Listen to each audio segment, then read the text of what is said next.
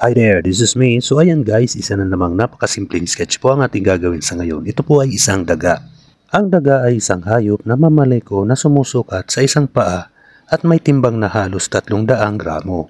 Ito ay isang rodent. Mayroong itong mahabang ngipin na incisor na hindi tumitigil sa paglaki at sa makatwid ito ang hayop na gumagapang. Alam nyo ba na ang kanyang magiging anak at anak na susunod na salinlahi ay isang paris ng daga ay kayang magparami ng hanggang 500 sa loob lamang ng 10 buwan. Ang nanay na daga ay maaari nang maglandi at mabuntis ng 10 oras lamang pagkapanganak.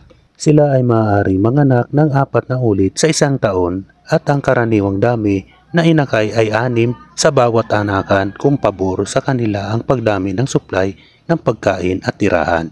Kaya kailangan agapan ang pagsupo ng daga bago pa mag-umpisa ang pag-aasawahan. Pinakamaraming bilang ng mga daga tuwing taglamig. So ayan guys, patapos ng ating pag-i-sketch. Ako po ay nagpapasalamat sa inyo sa walang sawang panonood nyo sa aking mga simple sketches. So ayan guys, tapos na nga po. Maraming salamat. Mabalos, Indugabos. Bye bye. Thank you.